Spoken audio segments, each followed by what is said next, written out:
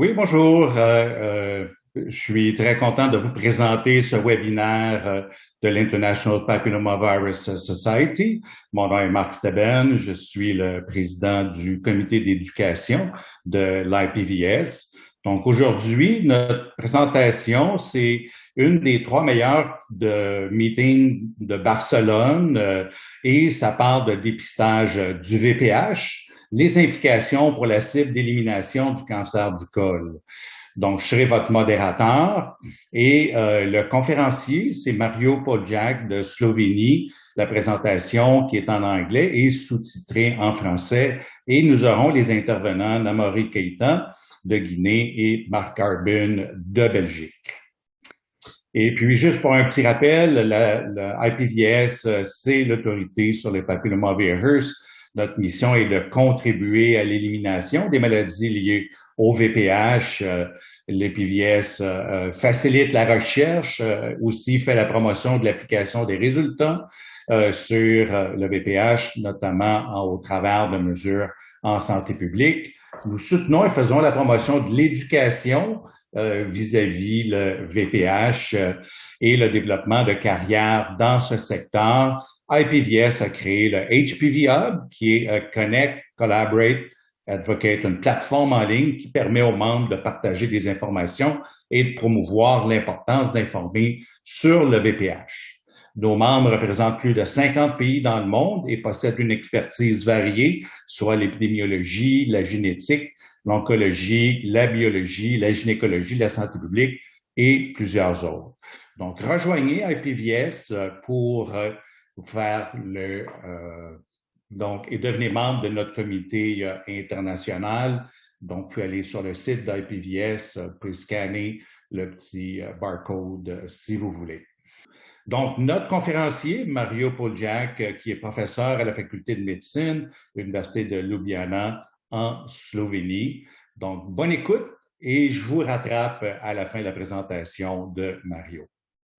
So welcome also from my side.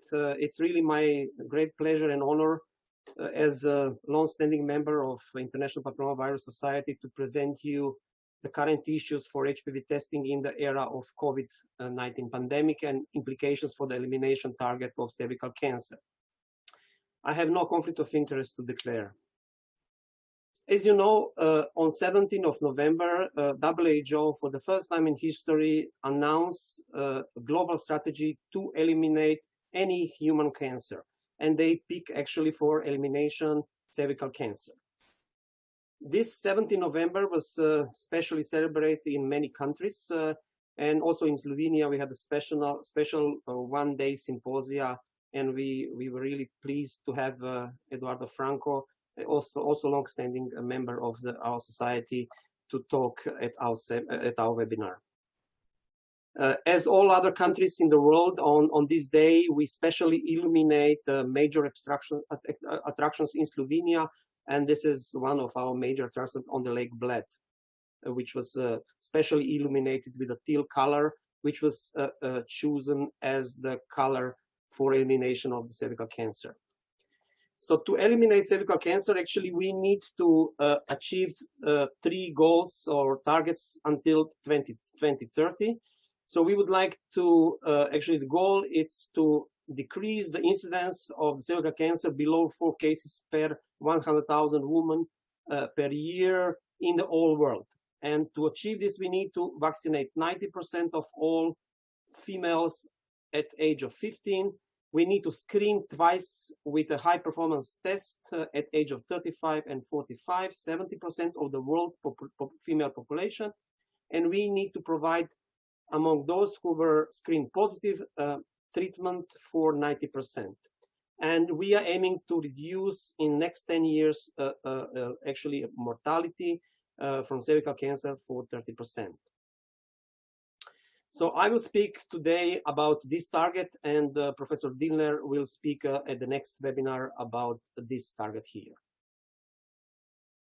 So among the screening possibilities which we have to achieve the elimination of cervical cancer and to achieve 70% coverage and 70% coverage among all females in the world to test them with high-performance tests twice in the lifetime. Among all possibilities, cytology, HPV, and combination cytology and HPV, we are all agreed that only with HPV-based screening we can achieve this target. However, we have problems to achieve this, and this is outline of my lecture. I will just summarize briefly current status. I will describe you some pre-COVID-19 problems with HPV-based screening. Then I will switch to the COVID-19 related problems, and I end up with the COVID-19 related opportunities. So first, current status, just one slide. This is fantastic study presented by a group from Barcelona. When they look on and try to estimate, it's the best possible effort to estimate the screening coverage in 2019 among women aged between 30 and 49 years. And you see that approximately 1 out of 5 received any kind of screening in the last year. About 1/3 received screening at least once in the last 5 years, and only 38% received the screening ever in the lifetime.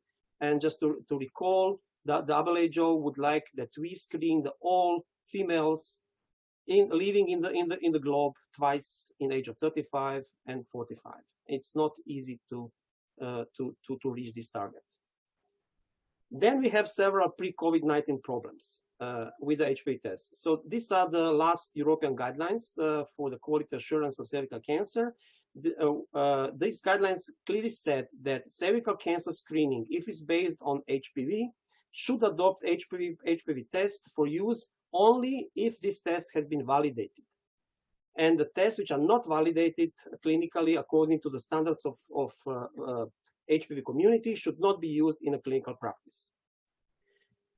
Unfortunately, the situation in the last 10 years and still in the 2020, it's could be the best described by this cartoon as a Wild West. So my research group, it's tried to make periodical inventories of the all commercially available tests on the globe for detection of HPV. And we did 4 different inventories in 2010, 12, 15, and 20. And I will just briefly present you the results of the last one. So in 2020, after long literature search and contacting all available sources, we identified there is at least 254 distinct commercial HPV tests on the globe, including the 425 variants, which are actually the distinct tests which target different genotypes. When we compare the number of tests which were on the market 2010, 2012, 15, and 20, you see that at every inventory we identified more tests on the market. And the last increase from 2015 to 2020 was 31%. However, this increase of 31% was netto of the tests which disappeared or were withdrawn from the market. So 49 tests were withdrawn from the market in the last 5 years. And more than 100 tests actually appeared on the market. So the netto, it's approximately 50 new tests on the market in the last 5 years.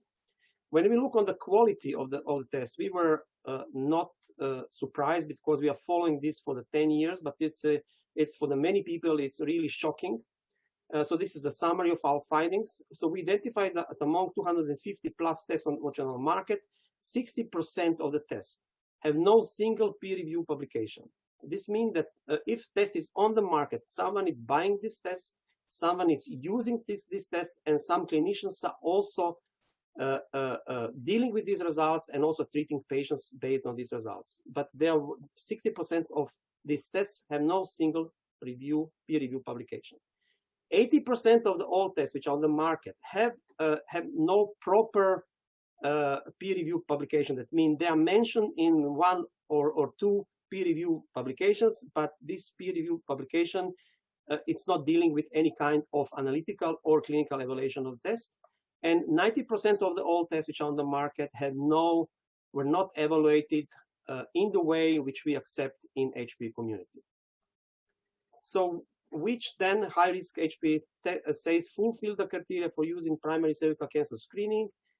there are two different ways how to evaluate the test and validate them. One is using regulatory approvals, and the most strict one is from United States FDA. But there are also many alternatives which we are pushing in the last 10 years in HPV community, and these are academic validations which using international guidelines, also called Chris-Meyer criteria, Vargent 1 to 4 studies, and or academic multi-test comparisons. Based on all these results of all these evaluations, so in 2015 we published the first list of the HPV assays which fulfill the criteria for use in primary cervical cancer screening, and we are now updating, and we hope to see this published soon. But just to summarize, and Professor Marc Arbyn will speak about this in more details after me, only a dozen of HPV assays which are on the market is actually fully validated and non-inferior compared to the one of the standard HPV assays comparators. Now I will switch to the COVID-19 related problems. So as you know, COVID actually made unprecedented health and economical impact on the global scale. And just to summarize this, I will just put two different examples, one for the high income country. So UK, it's now predicted that the loss of the brutto national product will be the largest one seen in the last 300 years. That means the drop in the brutto national product will be higher than during the First and Second World War. And for the low-income countries, which are actually the primary target of our future elimination, because in high-income countries, we have, in majority of the countries, we have distant screening program, but we are failing in the low and middle-income countries. And here you see, this is the prediction, how we predicted that with the different sources, we will try to reduce the poverty rate on the global scale from 10% of all people living on the globe to the around 7.5% from 2015 to 2021. And poverty mean that you are living with less than $1.9 or 1.5 euros per day. And you see here, this was the elimination which we predicted, but unfortunately due to COVID, this will be delayed for at least 10 years.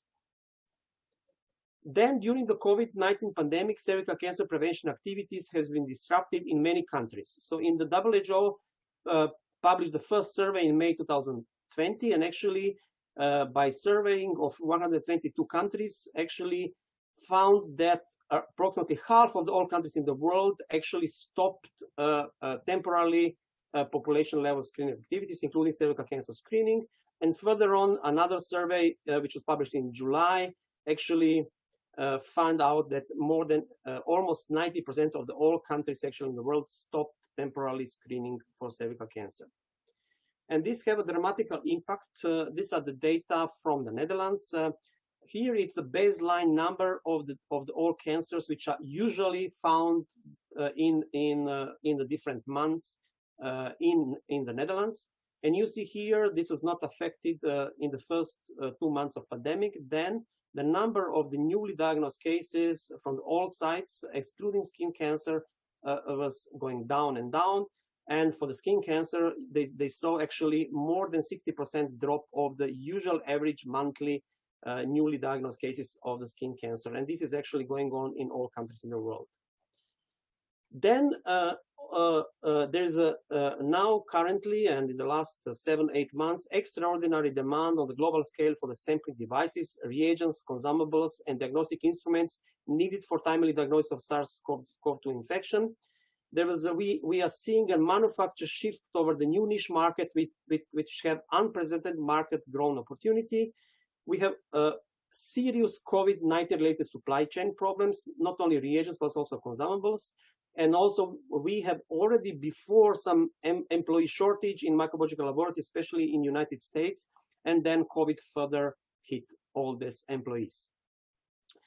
So just to show you a few press releases, you see, for example, if really United States decide that they need 200 million tests per month for COVID, then unfortunately the manufacturers of the other tests cannot produce the reagents for the other targets, but only for the COVID. And same stories, for example, here in UK. You heard about massive testing in Slovakia, about massive testing in Tyrol.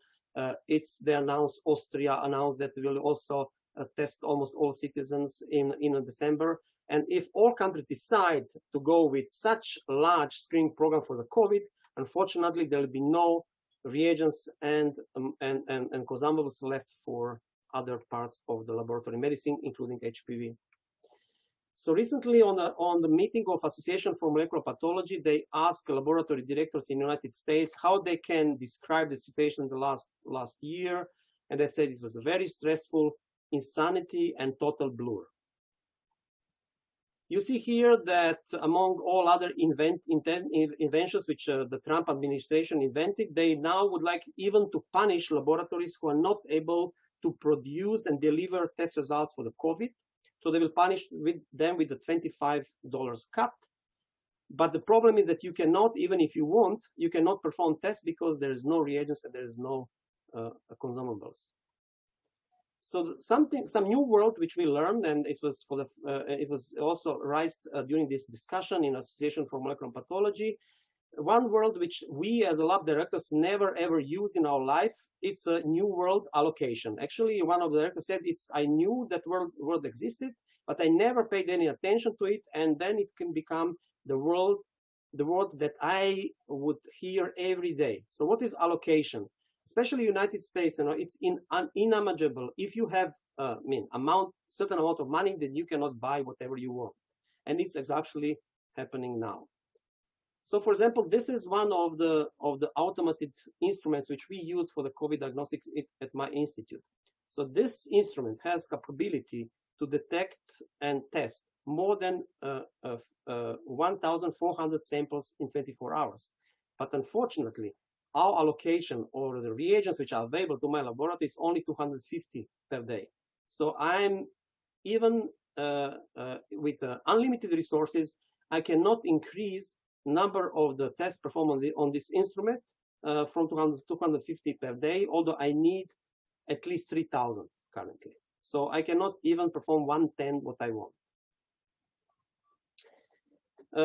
In the recent survey, which was they surveyed lab directors which are members of the American Society of Microbiology about the experience of the shortage with reagents and consumables. 73% of the laboratories actually report about the shortage of the commercial tests for the SARS. 70% of the labs have shortage of supplies for molecular detection of the sexually transmitted infections, including HPV. And what is very, very interesting for me, and I never expected this, that shortage in SARS actually consumables also affected the routine detection of the bacteria and also the routine fungal testing. Why this is important? This is important because we have some products on the market which have a special double age of pre-qualification, and one of the three, it's the Gene Expert HPV test, which is the only actually test which fulfill criteria except the price. However, it's rapid, it's a point of care, it's a very reliable, it's validated, but unfortunately, it's also a perfect test for the SARS-CoV infection. And as you see here, this was the report from the manufacturer. So they have about 25,000 machines installed worldwide, but the company is able to produce now only 2 million tests per month for SARS-CoV. That means if you have this instrument and you buy the cheapest one, it will cost you 400,000 at least. You can only get 2 or 3 cartridges per day, and that's it. I mean, this is your allocation. So this is this new world. And even if Cepheid is now planning to it's already making the new facilities for the reagents, they're not expecting any dramatical supply boost until June 2021, and it's 7 months from now. And it's certainly if they will increase the production of the Gene Expert cartridges for SARS-CoV-2, they will need then to reduce the production for the different targets. And the shortage, and it's also expressed here that the shortage actually first started with DNA extraction reagents and nasopharyngeal swabs, but then this was followed by the shortage of the pipette tips and other plastical consumables, viral transport media. So this is everything what we actually need for HPV screening. We need some kind of swab, we need the transport media, we need DNA or RNA extraction kits, and we need the PCR reagents. And there's a general shortage of everything. how COVID can affect the something which is unimaginable. For example, it's this just recent publication here from November 24. So I was not aware, for example, that 1/4 of the all gloves in the world, which we also need for exams, for gynecological exams to obtain the sample, it's produced by single company, which produces 90 billion gloves per year in different countries. And this company was seriously affected by, because the majority of the employees of the company was actually sick during the COVID, and they stopped completely production of the gloves for 2 or 3 weeks. This means that 1/4 of the all gloves will not be available anymore for a certain period of time. And then what we are also not happy that the completely interest of public agencies, which provide the money for research, and also medical journals are now shifted to the COVID. And there is really nothing is important but COVID. And it's not easy anymore to publish any relevant paper in the non-COVID area, at least currently. And we need to be prepared for the new normal with unclear future and potential of the third, fourth, and I don't know how many waves of pandemic in future. However, our major business is HPV, HPV elimination of cervical cancer. And although we are in the middle of the COVID-19 pandemic, we are also in HPV pandemic. We know because the HPV status of the HPV infection in the world, it could be described also as HPV pandemic. And this is why we need to act now. Before we will have any innovative products, we need to design and adopt to the COVID-19 screening strategy. Why this is important? So this is one of the papers published by, so the lead author, it's actually from Slovenia, but living many years now in Stanford. And they look on the risk of having the infection with the COVID-19 in the different facilities. And you see the full service restaurants have the highest risk, at least in the United States. But you see the offices of physicians are also very high on the scale. Not necessarily that the infection will happen during the gynecological exam, but we need to be aware that there are several infections which were actually happened in office of physicians. This is as emerging actually reply to this. We need to make a risk-based prioritization. That means if we will have only, if we stop the now screening the program and a program is not working for 3 or 4 months, then when we start the program again, maybe in the first few months, we need to make a risk-based prioritization and first screen those with the highest risk. Then we need to look on the alternative but efficient screening methods after, however, strict validation. Maybe we should also think for the future for physical redesign of the screening offices, implementation of the social distancing measuring in screening offices, implementation of the strict hygiene measures, and also one of the possibilities also entry COVID-19 testing. However, I will end up my presentation try to end up in a positive way, because it's well known that in the midst of every crisis lies great opportunity. When I speak about opportunity, I will just try to list the several opportunities which I see as a result of the COVID-19 crisis. Opportunities, I mean, connected with HPV. However, when I will speak about opportunities, I will not speak about unique opportunity to make money, because, you know, for example, it just published recently in British Medical Journal. There's one jewelry company from the United States which received very generous order from the UK government of 250 million pounds for the personal protective equipment, although they never ever before work in this field. And it's happening in it's not UK specific, it's happening in all countries in the world. I am not speak about these opportunities. I will speak about opportunities which we, for the first time, write in this paper, which we published recently in Lancet Public Health, that we see the COVID-19 pandemic as one of the generator of the several opportunities for prevention. One of the main opportunities I see that now actually virtually all countries in the world are now performing molecular tests for COVID and extraordinarily scaled up their laboratory capacity. And these testing promises can later be used for HPV testing. So when I work as expert for WHO, this was the usual HPV laboratories or HIV or hepatitis laboratories around the world. So this was how they looked like. But now, because of the COVID, actually government, invests in all countries in the world a lot of money to improve the capacities. And now I think it's a unique opportunity not to be missed for HPV community. We have possibility to jump into this de novo established laboratory facilities in post-COVID time, or maybe near to end of COVID-19 time, and actually use this laboratory for HPV-based cervical cancer screening. Another opportunity actually is that in recent months, several very innovative and rapid diagnostic approaches, including portable instruments and rapid low-cost molecular tests, has been invented for detection of the SARS-CoV-2 infection. And our idea is actually that maybe these innovative molecular diagnostic devices and tests could be also used in the near future to enable simpler and more cost-effective screening for HPV infection in the areas of the world where screening for cervical cancer, it's not really in direction of the elimination goals set by WHO. So when I look on opportunities, so even before COVID, there was several portable instruments on the market. Some of them actually get on the market in the last 3-4 years, but there are several of them.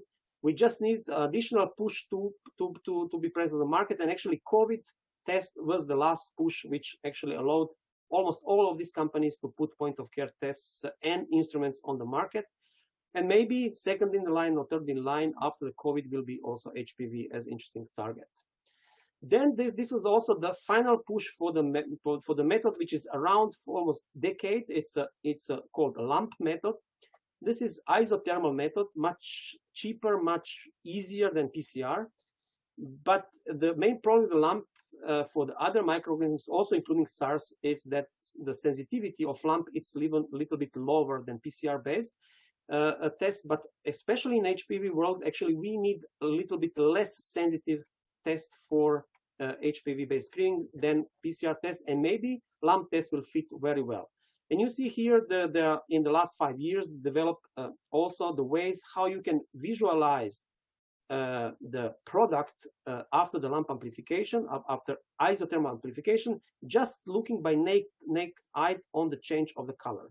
And you can do this in the separate tubes or, for example, in this 96 well format. So for all of this interesting in the potential progress of the LAMP technology for COVID-19 detection, it's fantastic review paper just published. Then we are also looking for the small devices like this one, which can be run by a mobile phone. So almost all population in the world have at least one mobile phone. And what you need for the test, usually, actually, it's the testing device, but you also need the power, and you need the software to run the test. And our idea is actually to manufacture the small devices, which will go then into the portal of the mobile phone, and we will be able to perform the HPV test here. And as you see here in this recent review, there are several ideas how to produce cheap, very cheap, low-cost devices, which will be compatible with mobile phones. The cheapest way to produce this is using the printing on the paper and actually using paper chips based on the relatively cheap solution. Or another one, if you produce in the large quantities, actually to use the same way of production of the computer chips that we use this for production of the tests. However, I believe mostly actually in a CRISP-Cas based diagnostic assays for the future. This is a really very innovative technology, and this year it's also unique, not only because of the COVID, but because of the inventors of the CRISP-Cas system received the Nobel Prize in Chemistry for this year, and it's for the first time in history that the two females are sharing a Nobel Prize. And I think we need to be proud, and because we are dealing with the females and elimination of cervical cancer, I think this one and Nobel Prize will be additional push also for implementation of the COVID, of the diagnostics based on the CRISP-Cas, not only for COVID, but also for HPV. Actually, Jennifer Doudna, one of the two recipients of the Nobel Prize for Chemistry this year, actually published already in Science 2018 the paper about CRISP-Cas detection of the HPV. But this paper was completely ignored by HPV community, although the paper was published in Science. So it's not very frequent that you can be able to publish new methodology in a science. So we already have some prototype here, but actually we never actually approached the Professor Doudna in this way. Then she just published recently the paper, the combination which I like most, and this is combination of actually using a mobile phone, using the CRISPR-Cas technology for detection of the SARS-CoV-2, and they achieved a very good sensitivity, and they were able to perform tests under 30 minutes, and actually 30 minutes you need for the negative specimens, for the positive you need about 5 minutes. And you see here there's also a great opportunity to build CRISPR-Cas-based assays on the paper. And this is the last publication I will show you, which actually put together what we need for HPV. Actually, we need a swab, we need a cheap and a rapid extraction, innovative extraction of the nucleic acids. Then maybe we need, instead of PCR, lump-based amplification, which will have exactly the sensitivity which we need for HPV-based screening. And then we need to detect a lump product with something not only by naked, but maybe something innovative. And this can be also CRISP detection. So this is the combination of the original extraction method, lump, and also CRISP technology for detection of the lump product. And you see here the total assay time, it's 35 minutes. And you see how in the case of the positive results, how the positive results is actually developing in the less than 5 minutes. So actually the incubation extraction is 2 minutes, the lump itself is 20 minutes, and detection of the lump products is depending on the quantity of the lump product, it's between 5 and 10 minutes. So for those interested in the CRISP-based assays for the rapid detection of SARS-CoV-2, you can read this also very nice review. And in the review, you have one of the figures with names of the different methodologies, which are all based on the CRISPR-Cas technology. You need to look and follow these names: Detector, Feluda, Sherlock, check the literature for the COVID-based test, and maybe then approach manufacturers and try to persuade manufacturers to produce also HPV-based tests based on this technology. So to end up, we have around 250 commercial assays on the global market. Majority of them are not of the great quality, because majority of them have no single publication in the peer-reviewed journal. Great majority are not evaluated in the standards which are agreed with in HPV community. We have several clinical unvalidated HPV assays which are used worldwide in daily practice, and only small subset of HPV tests which are on the global market has validated clinical performance and should be used. Only this test should be used in clinical practice. We have serious COVID-19 related and non-COVID-19 related supply chain problems arising. But however, in all this bad situation, we see some opportunities, and we trust that some of the COVID-19 instruments or COVID-19 tests will make additional push for manufacturers to produce low-cost, rapid HPV-based screening assay for cervical cancer. What we are looking forward, we are looking for the test which will last 30 minutes, will be clinically validated. That means we'll have the same accuracy as PCR-based assays, which we are now using, and will cost less than €1 or less than $1. Thank you very much. Oui, j'espère que vous avez apprécié la présentation de Dr. Poljak. Maintenant, on va passer à une courte présentation par Dr. Marc Arbyn avant de passer à la période des questions et réponses. Donc, n'oubliez pas, vous pouvez envoyer des questions avec le panneau dans le bas qui est inscrit Q+R ou Q+A, dépendant de la version du logiciel que vous avez. Professeur Arbyn, s'il vous plaît. Merci, professeur Steben. Merci beaucoup pour m'avoir invité pour donner les commentaires sur la présentation du professeur Poljak. Je vais vous donner quelques commentaires. Un premier commentaire est sur les besoins de nouveaux tests validés au niveau mondial. Comme professeur Poljak a expliqué, le but de l'OMS est d'atteindre une couverture de dépistage de 70%. Ça veut dire qu'on offre 2 dépistages aux femmes de 35 et 45 ans. On devrait aussi couvrir les femmes qui ont HIV. Il faut les offrir un dépistage tous les 3 ans. Donc, pour couvrir les 70%, il faudra entre 1,4 et 1,5 billion de tests HPV pour couvrir les besoins pour une période de 5 ans.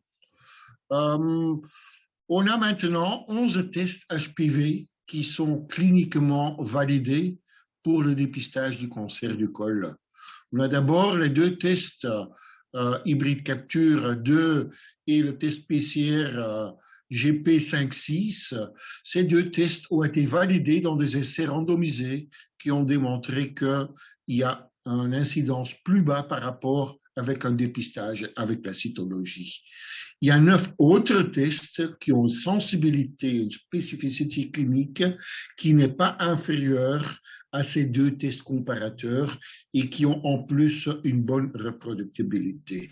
C'est remarquable à observer que seulement un des 11 tests qui a une capacité point of care, c'est le Expert HPV assay. Donc, quel genre de test on a besoin pour le terrain? On peut distinguer des systèmes qui ont une capacité de testing de haut volume. Ce genre de test pourrait être utile à condition d'avoir des communications et des moyens de transport performants, comme par exemple dans les grandes villes dans le monde, aussi au tiers-monde. On a aussi besoin des tests de point of care pour des terrains où il n'y a pas d'infrastructure de laboratoire. Tout test HPV intéressant pour l'avenir devrait être applicable sur des autoprélèvements, mais ça prend des multiples années pour valider un test classique dans des études prospectives. On a mis sur point un système de validation Valgent qui ne demande qu'une seule année pour valider un nouveau test. Donc, il y a besoin pour valider des tests de façon plus rapide pour pouvoir offrir des nouveaux tests plus performants dans l'avenir. On a besoin d'un forum mondial pour renforcer les procédures de validation, pour assurer que les pays de faible revenu aient accès à des tests HPV adéquats et performants. Aussi important à noter est que si on aurait un système d'approvisionnement groupé international, ça pourrait casser les coûts des tests énormément. Donc, je remercie le professeur Mario pour son excellente présentation. Les leçons qu'on tire de sa présentation est que le Covid a révolutionné le développement des nouveaux tests, de tests diagnostiques. Quelques-uns pourraient être transformés en tests HPV rapides, bon marché, robustes, faciles à utiliser sur le terrain et en plus cliniquement valides. La communauté HPV et les autorités responsables pour la régulation des tests devraient adopter des principes de validation rapide pour pouvoir offrir des tests au terrain. Donc, je vous remercie beaucoup pour votre attention. Je veux juste vous montrer la liste des 11 tests qui sont cliniquement validés aujourd'hui. Je vous laisse la parole, Marc. Oui, merci, professeur Arbyn. Donc, maintenant, on a la période des questions. La première question est pour Dr. Namory Keita. Quels sont les pour et les contre du dépistage par le VIA ou le VILI par rapport au test VPH? OK. Donc, merci de m'avoir associé à ce webinaire du jour. Alors, pour ou contre le test de dépistage, je pense qu'il y a très peu de contre actuellement pour le test HPV, d'autant plus qu'il s'agit d'un test qui est sensible et qui est aussi spécifique, en tout cas quand on le compare aux tests de base que sont la cytologie et les tests d'inspection visuelle.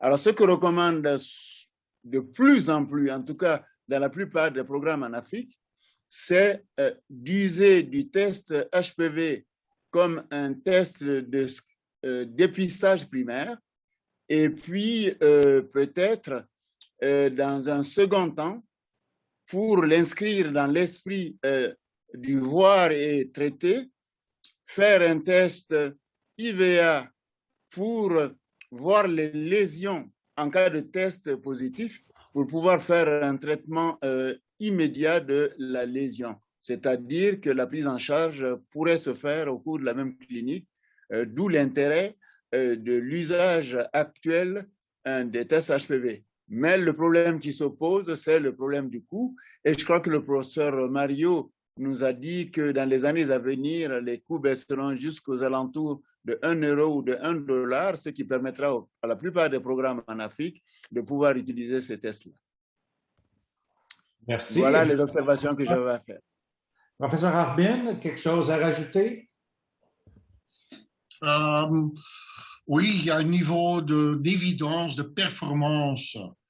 Quand on compare dans des essais cliniques des populations qui ont eu le dépistage via par rapport à ceux qui ont un dépistage avec le HPV, on voit que parmi ceux qui ont des tests négatifs, l'incidence était le plus bas parmi les femmes qui étaient HPV négatifs.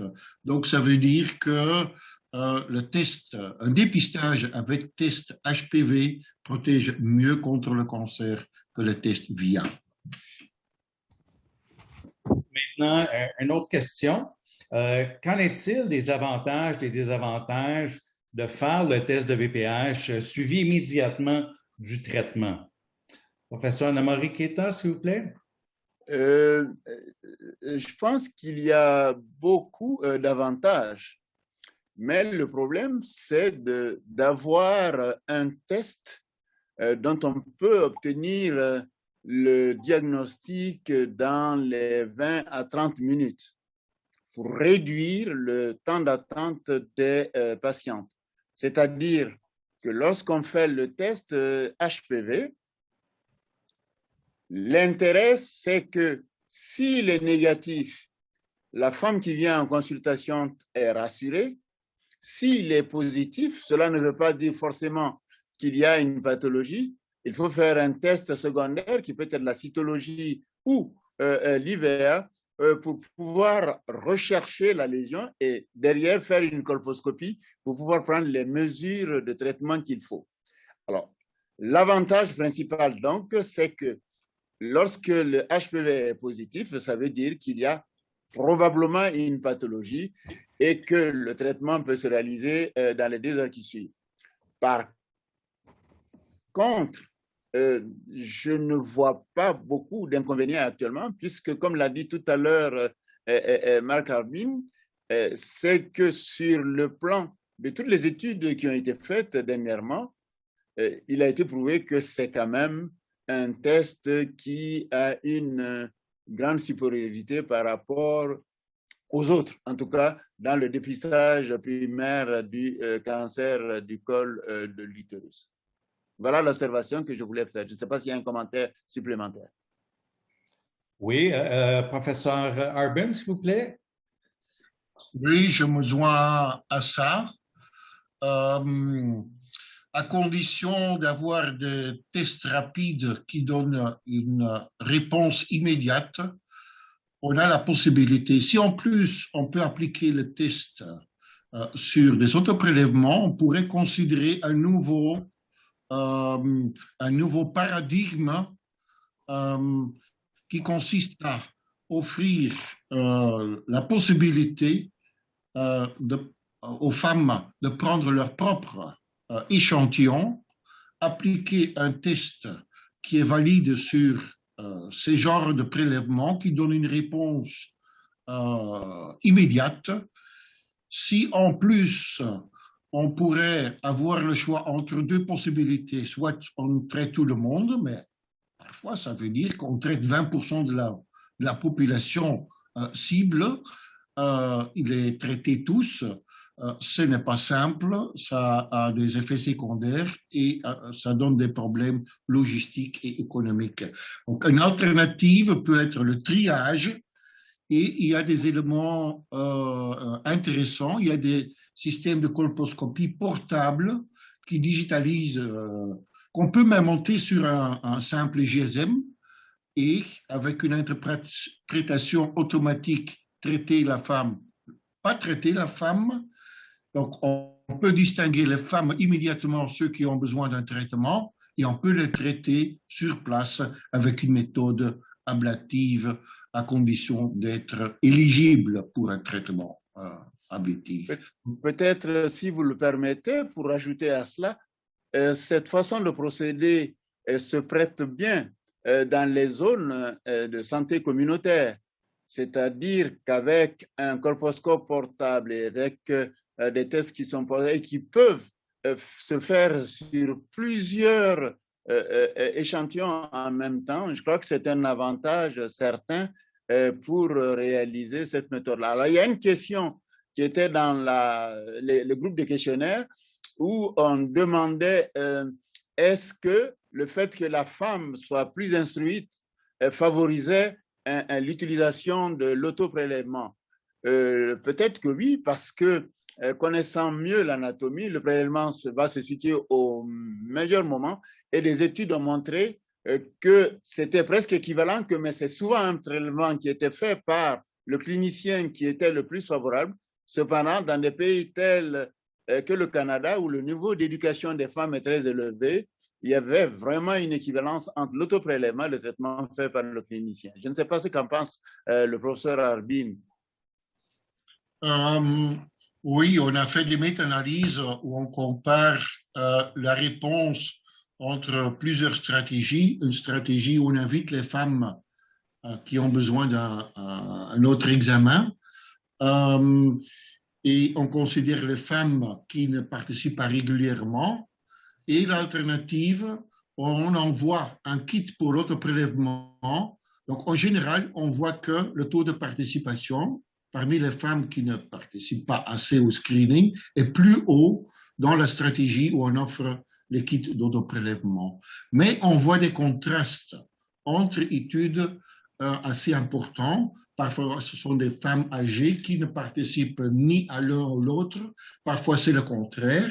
Donc, notre conclusion était dans les pays riches, il faut d'abord essayer si une stratégie fonctionne. Si on fonctionne avec l'autoprélèvement, c'est bien de l'élargir à un plan régional ou national. Si ça ne fonctionne pas, il faut mieux essayer autre chose. Mais quelque chose qu'on a aussi observé, et là, on ne voit pas de contraste entre niveau d'éducation au niveau socio-économique. Si un professionnel de la santé offre directement un kit d'autoprélèvement à la femme, on voit que d'abord, le taux de participation est plus haut par rapport à un système où on envoie les kits à la maison. Et en plus, on ne voit pas des contrastes. Et c'est dans 4 études randomisées qu'on a observé ça, 2 faits en Amérique latine, 2 en Afrique, en Nigeria et en Ouganda. Donc, je crois que ça, c'est une piste aussi intéressante à suggérer. Si la possibilité qu'un médecin, une infirmière, une sage-femme offre le kit d'autoprélèvement directement à la femme avec les explications, ça donnera un taux de réponse plus haut. Merci. On avait des questions sur les coûts. Professeur Arbyn, est-ce que vous pouvez nous parler à peu près de ce qui est fait pour amener les tests en Afrique à un coût qui est acceptable? Oui, c'est une très bonne question. Le test qui coûte le moins cher, c'est le HPV. Mais malheureusement, ce test ne fonctionne pas bien sur les kits d'autoprélèvement. Le test Expert HPV, c'est aussi un point of care test, mais d'abord, il n'est pas bon marché. Il y a des problèmes de livraison sur le terrain. Donc, c'est pour cette raison que Mario Poljak a insisté sur le développement de nouveaux systèmes. Donc, ce qu'on espère, c'est qu'on aura bientôt des tests HPV qui fonctionnent avec un système LAMP ou CRISPR. Ils auront la possibilité d'être bons, user-friendly, bon marché, et ce serait bien d'avoir ces tests et de pouvoir les valider utilisant un système de validation où on aura une réponse sur la qualité des tests en moins d'1 an. Merci. Quelqu'un pose la question sur la valeur du test de VPH pour les personnes de moins de 20 ans, mais professeur Arbyn, vous avez bien expliqué que l'objectif d'élimination du cancer du col de l'utérus était de faire 2 tests dans la vie d'une femme, soit à l'âge de 35 et 45 ans. Est-ce qu'on a bien compris? Oui, tout à fait. Le test HPV n'est pas vraiment fait pour être offert à des femmes jeunes, à des filles. Chez des femmes qui ont débuté des contacts sexuels, le taux de prévalence HPV peut être 20, même 30% ou même plus. En général, ces infections disparaissent. Donc, il ne faut pas, ce n'est pas une bonne recommandation de test HPV chez les femmes jeunes. Et même dans les pays riches, en Europe, en Amérique du Nord, on propose de ne pas utiliser le test HPV avant l'âge de 30 ans. Merci. Et puis, pour ce qui est du coût, on parle du coût du test, mais qu'en est-il de l'infrastructure? Ces machines coûtent très cher ou c'est des machines qui sont disponibles à des prix qui sont raisonnables?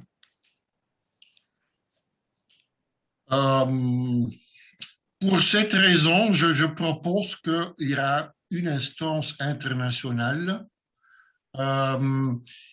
Il y a des instances comme Bill Gates, le Gavi, qui assurent des tests bon marché, des vaccins bon marché pour les pays avec faible revenu.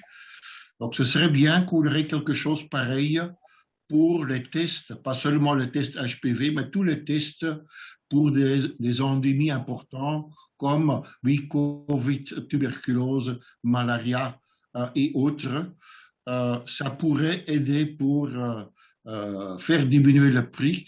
Une autre procédure qui est promettante, c'est de combiner des achats entre pays et négocier pour un continent, un sous-continent, ou même au niveau mondial, des achats globaux. Ça pourrait rendre les prix beaucoup plus bas par rapport au prix qu'on connaît aujourd'hui au marché. Quelqu'un demande, est-ce que ces tests sont validés pour le dépistage du cancer anal? Je n'ai pas bien compris. Est-ce que ces tests sont aussi validés pour le dépistage du cancer anal? On n'a pas de définition des tests qu'on pourrait appliquer au prélèvement anal. On a les guidelines Marc pour le testing sur les prélèvements cervicaux, mais pour les autres prélèvements, même pour le self-sampling vaginal, on n'a pas encore des critères aujourd'hui qui sont acceptés mondialement. Parfait. Mais je vais vous remercier de votre participation au panel et donc, pour ceux qui sont intéressés, IPVS a un webinaire tous les mois. Le prochain webinaire, c'est sur la latence du VPH, plus de questions que de réponses.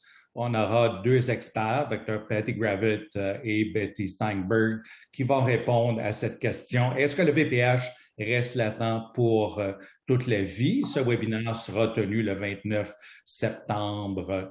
Et puis, d'autres webinaires sont en préparation, dont un sur les sciences comportementales, qu'est-ce que nous ont apporté et bien sûr, la série de webinaires mensuels, vous pouvez la trouver sur le site de IPVS, vous inscrire pour recevoir des informations et même devenir membre pour y avoir accès. Donc, un rappel aussi pour le congrès international de IPVS, qui est pour 2021 complètement virtuel. Et puis, vous pouvez vous inscrire. C'est du 15 au 19 novembre. Les prix sont très intéressants, en particulier pour les gens qui viennent des pays en voie de développement, pour les étudiants aussi, donc en direct de Toronto, la diffusion virtuelle du congrès. Et je vous inviterai aussi à assister en particulier à l'atelier de santé publique où on aura une discussion qui va être beaucoup axée sur l'introduction non seulement du vaccin, des tests, mais aussi toute la question de la disponibilité de la chirurgie, de la radiothérapie, de la chimiothérapie et même la discussion sur les soins palliatifs. Et j'ai vu quelques questions aussi sur le financement. Il y aura des discussions aussi sur le financement des activités. Donc, vous pouvez aller sur le site ipvconference.org et puis vous pouvez vous y inscrire pour l'atelier et le congrès. Donc, c'était la dernière pour cette présentation. Donc, j'en profite pour remercier professeur Keita Namory et Marc Arbyn pour leur participation très appréciée. Et je ferai parvenir aussi vos remerciements à Dr Poljak qui a accepté qu'on prenne sa présentation qu'il avait fait pour IPVC de Barcelone en 2020. Sur ça, je vous laisse. Merci de votre participation. Vous ferez répandre l'information pour les prochains webinaires aussi dans vos organisations, étant donné que c'est gratuit. Fait que merci et au plaisir de vous avoir sur une de nos prochaines activités éducatives. Merci. Au revoir. Merci beaucoup.